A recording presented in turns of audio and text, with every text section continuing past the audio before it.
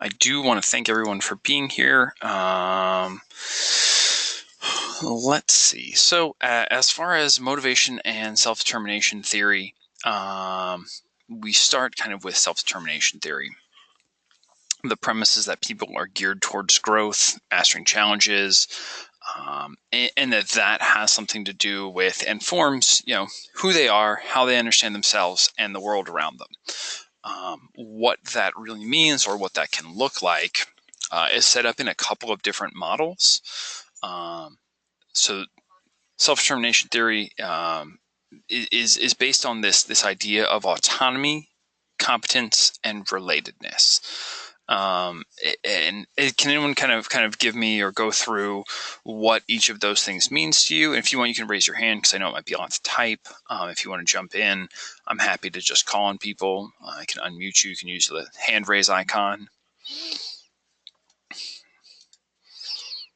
All right, Raf, have you unmuted? Go ahead. Are you there? It sounds like your mic might be out right now. Oh, yeah. Hey, yes, we're here. Ah. I can hear you. Okay, so what those words mean to me are automatic, doing things without thinking, competence, their ability to understand something, and relatedness, how you can relate to what you're doing or the people around you. Okay, yeah. Uh, with the exception of autonomy, so autonomy is being self-directed. So being able to move freely without like someone micromanaging you. That is, so it's like you think about like an autonomous car is where like they have the same route. So you think of like a driverless car is called an autonomous car. So a car that can move without being directed. It's so self-direction is kind of what I mean by autonomy in that situation. Ooh, But everything else, yeah, you're definitely right. Competence, your abilities, your ability to perform well in a situation, your mastery of a situation, and then relatedness, kind of knowing why you do something, what brings you to something, what makes you interested in something. Does that? I mean, so those second two definitely, we're on the same page as far as that goes. oh, okay. Yeah, yeah. All right, going back on mute. But thank you for jumping in. I appreciate that, Ralph. So right then you have the question of, does that explain why people play? And feel free to chime in again. I think that it does to a greater or lesser degree. We think about any child, kind of starts at this place of seeking freedom. We have rules, we have guidelines, we have to do things a certain way. So being autonomous is pretty awesome. I remember being a kid playing Sim City, games like that, Roller Coaster Tycoon, Age of Empires, things like that, where I got to be in charge, I got to run a city or a civilization or a theme park. Whatever the whatever situation was, it was fun being able to be like, okay, like I'm in charge, I get to do things. And it was it was interesting. You figured out, oh well, if I want a city to run and be functional, I can't just spend all the money on football stadiums or water parks or whatever it is. um, which makes sense in the grand scheme, and kind of teaches a little bit of kind of consequences and the importance of patience and waiting. And then the last one, relatedness. We want to be related to our peers. We want to be connected back to the world somehow. We are looking for something to relate to one another about. So that might be shared interest. It might be, like a kind of personal meaning, whatever is driving us in the world. But it's nice, right, to be able to come back to that. Um, Again, that kind of just is the same slide in slightly different imagery. But I think everyone gets the idea. Um, so Dan Pink comes up a lot in our readings. he talks about in A Whole New Mind, kind of the work that happens with computers. It's the whole, we're living in the new digital age. Everything is kind of, everything that was once done by people has kind of been replaced. Software, computers, all that is doing a lot of our sequential work. Kind of how think about almost like a library. I know when I was a kid. Whenever I'd ask my mom a question, and she didn't know the answer, she'd say, "Well, you know where we can find out the answer to this?" And then she'd say, "At the library." And it became like this thing where I kind of would roll my eyes and be, frustrated. But you think about that, and it's like the library is somewhat obsolete in a lot of ways. Given what we have with Google, even very unique books that a library might have that are out of print. We can we can scan those into the computer, and have them to access later on. So really the library is kind of I think they're on their way out in a way. Walk into any library and you kind of, with the exception of our library, but any public library, and it's some people are there to use computers. A handful of maybe parents are there to bring get some books for the kids. But I don't think that the library is the wealth of information it once was. And it's not to say that they don't have the same information, but again, we have faster, more available access to that information. So it's what we're going to do. With that said, with the replacement of a lot of the left brain work, right brain work is kind of what we're looking at when we move forward, because we can say, okay, well, I can get a computer to do all this math. I get all the math done by a computer. I can get calculations done, all these other ways. And where people skills keep coming into play is what it says on the thing: artistry, empathy, inventiveness, and big picture thinking. A computer can sit and it can do the math and it can do sequential processing, build us great big spreadsheets, do all this stuff. But we still need direction. We still need to know how to relate to one another. We need to know, empathy is a big one. You think about that in terms of even like advertising and other areas, where being able to relate to people is a huge part of doing business. Whether or not we like that, whether or not we acknowledge that, it definitely is. So kind of knowing where we stand with that goes a pretty long way. So I know it's hard to read, but it says the candle problem. Did anyone go over the candle problem yet? Has anyone seen that in any of their readings? Yeah, Matthew did. Excellent. If you haven't, basically what the candle problem is you're given this the things that are pictured. So you're given a candle, a book of matches, or in some cases it's a lighter, and a box of tacks, and you're asked to set the candle up so that you can mount it to the wall without it dripping wax. And the idea behind that, people kind of sit and they figure it out, and they say, oh, if I, stick some tacks into the candle, or I melt the tacks into the candle, or I figure out a way to do it, the people kind of fumble over an answer for a little while. And what it comes down to is that you can tack the box to the wall and then put the candle inside the box, and that way you are able to get the candle can sit inside the box without dripping. But what we have to overcome in that is what's called functional fixedness. And what functional fixedness is the idea that a thing is only what it is. A box of tacks is only a box, and only tacks can go in it, and it can't really be used for another thing. What helps us overcome functional fixedness is creativity. Matthew, would that be able to support the candle's weight, though? For the purpose of the story, yes. In reality, I think that, in reality, I don't think you should burn candles. It's especially if you're going to burn a candle, you'd just be, I would rather a candle drip wax than burn down a house. So I don't think that this is the best way to light a room. So that might kind of quash that point. I think if you're the only reason I light candles in my house is to make it smell like different things, or maybe some mood lighting. But again, I'm not my candles live in glass jars, and that seems to work fine with them. So whether or not the box would support the weight, I can't say. Yeah, Raphael says it depends on the box. It depends on the tax.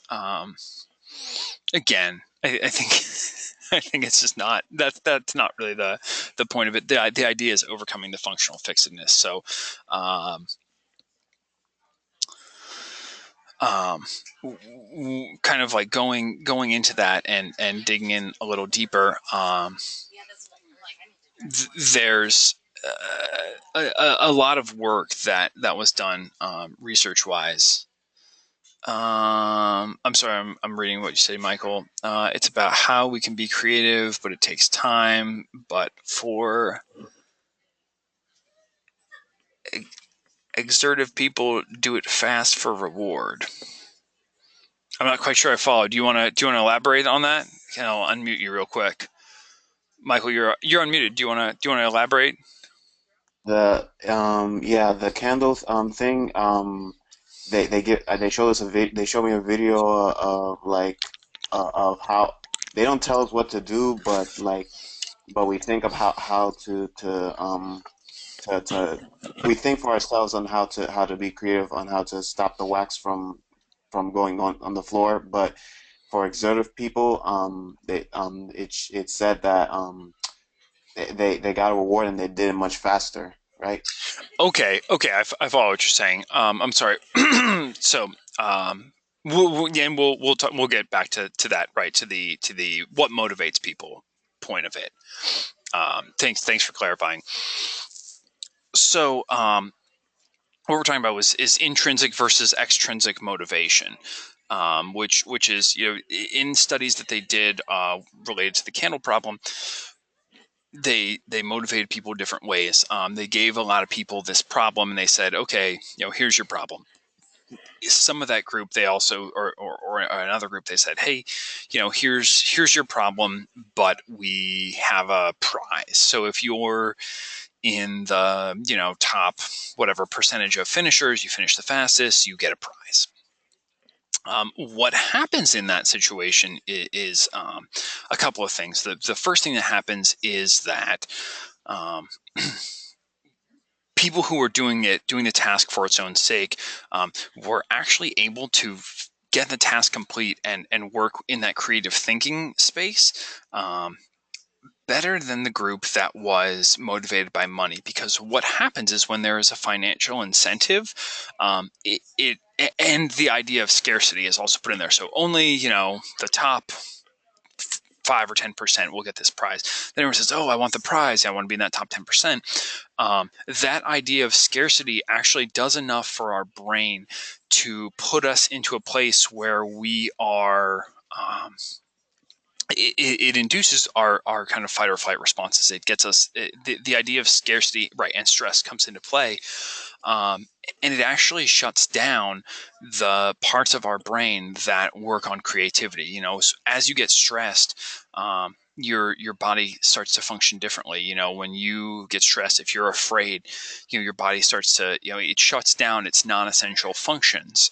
So cellular repair, parts of your organ function that aren't as necessary. So basically, it's like, okay, when you're stressed, it's like, well, your lungs need air so you can run, escape, etc.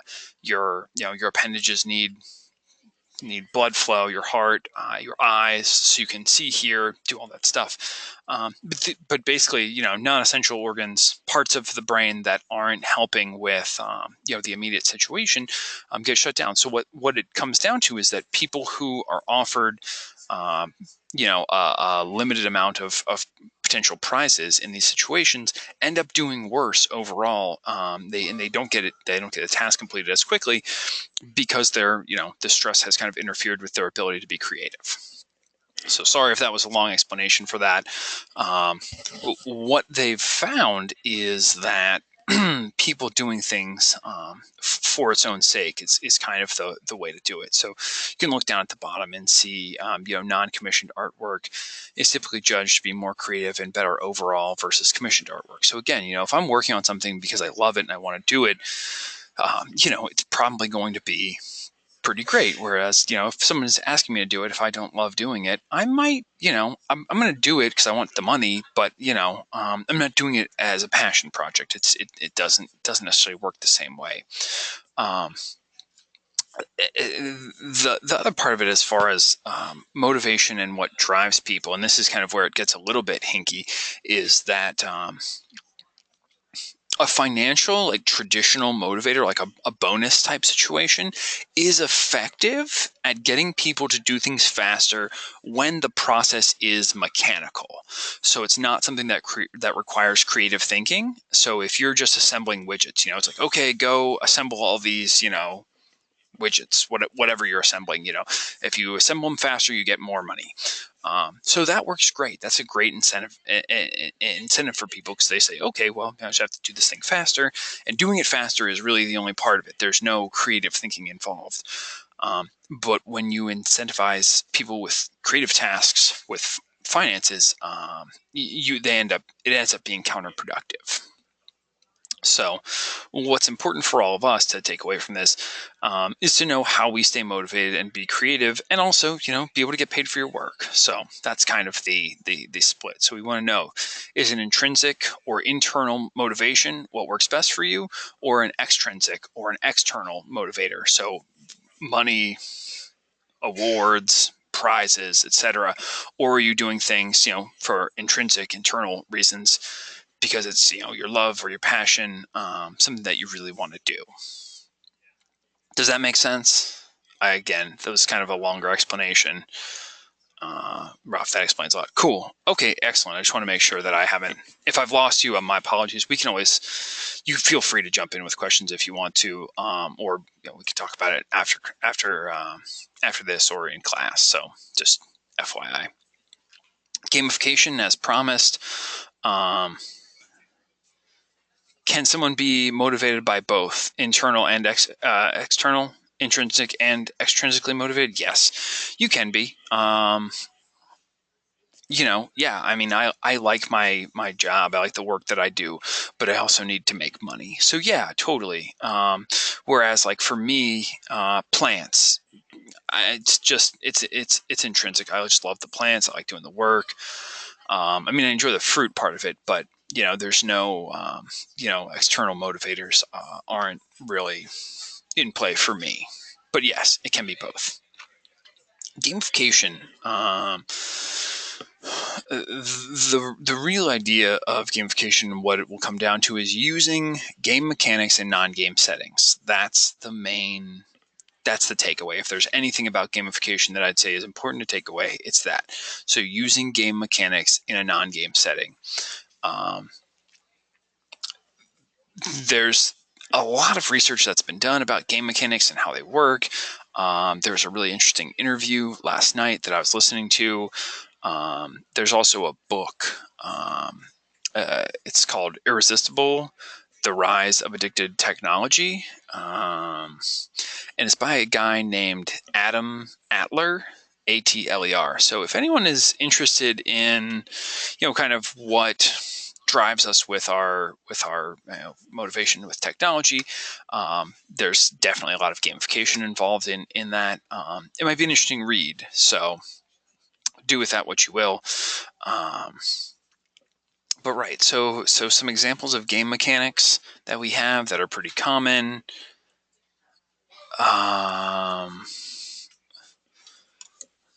If you look up the guy's name, Adam Atler, he will come up. It's called Irresistible, and then there's a subtitle below it. So right, we have, top 10 lists. People like recognition, leaderboards. We want to know where we fit, where we, where we are in the mix with people. Some people, they're collectors. They want all the badges. They want all the pins. They want it to say, you've completed this many levels, tasks, quests, etc. Yeah, status goes a long way for people. So right, competition, leveling, points systems. People have different challenges. All these things are stuff that are going to come up in gaming. So it's finding a way to take these same mechanics and use them outside of the game world. Um, does anyone and right, here's some kind of right how everything works: rewards and incentives. It's people's desire for access and power, badges, ribbons, etc. um, we want them. We want to know how we're doing. We want that feedback. We have contests, scavenger hunts. People, again, they want those special things. It doesn't have to require the budget, which is nice and helpful for a lot of people. Leaderboard, same thing. It can get put out there. People want to know where they stand, how they stack up. It brings the gamification strategies. Bring notice to boring things. It can be used as a teaching tool. So again, that's a good one. It has to be fun, which is which is important. If your game mechanic is not fun, people probably aren't going to do it. Social media activities are also another great example. So just kind of some ideas. Can anyone think of situations where you've seen game mechanics or gamification used outside of games? And if you want to talk about it, you can. If you want to just type, you can do that. Whatever makes you happy.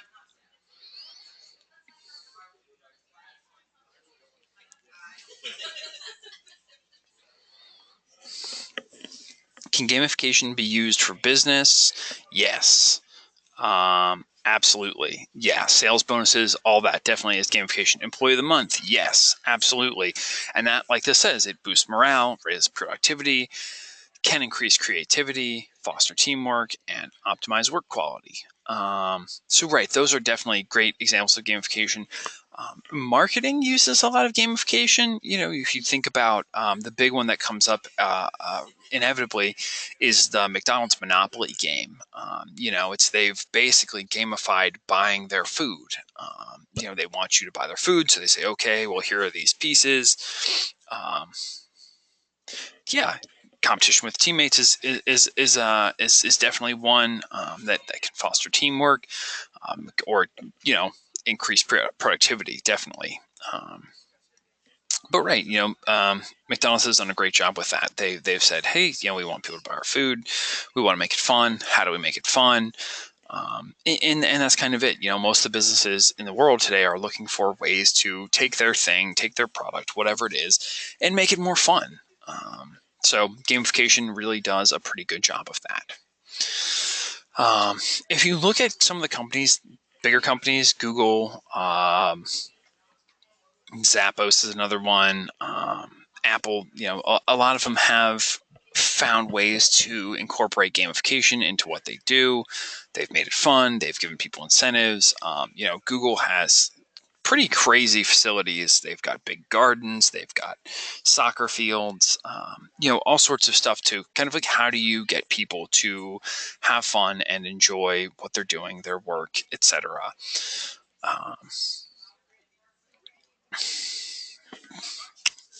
So those are kind of some of the places. I don't know if everyone has seen the Fun Theory, the staircase piano.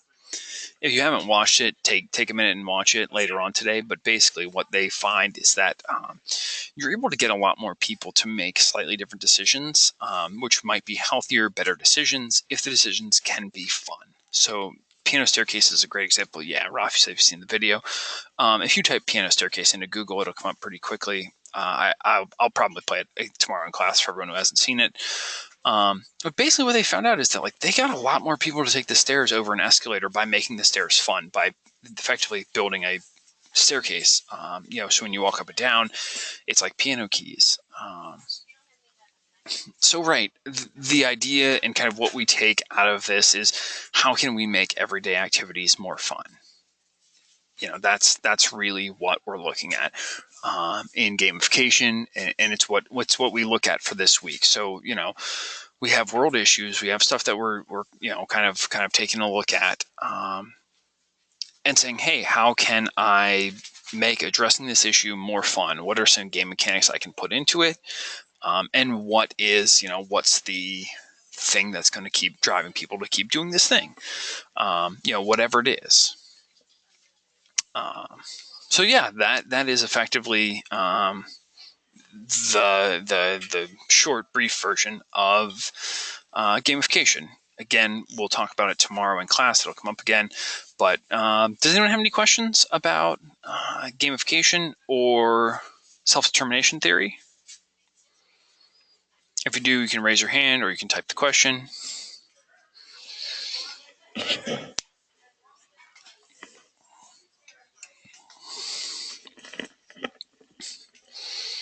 Or any other questions at all, questions about the homework for this week.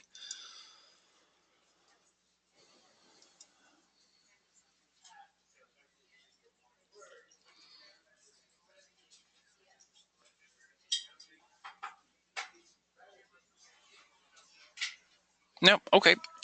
If you have questions, feel free to send them my way.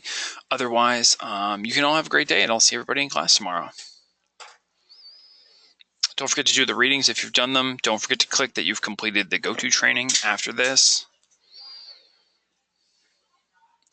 What type of work am I talking about?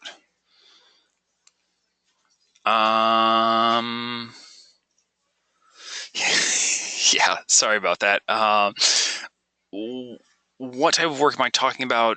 Do you want to elaborate on that question? I'm not quite sure I follow. I'll unmute you real quick, Michael. The work, what type of examples can I put for the work activity? Oh, for your work activity. Any schoolwork or job work. So if you have a job, you can put anything from that. Anything that is in school, anything school related is, we're calling school, it's your job to be in school right now. So anything that is schoolwork related, you can also put in for your work activity. Okay, what about like chores for home? You can put those in if you want. Yeah, that's fine. Okay, thank you. Not a problem. Alrighty. Anyone else? Additional questions? Thanks. Yeah. Everybody have a great afternoon. If you have questions, hang out or email me or catch me before class tomorrow.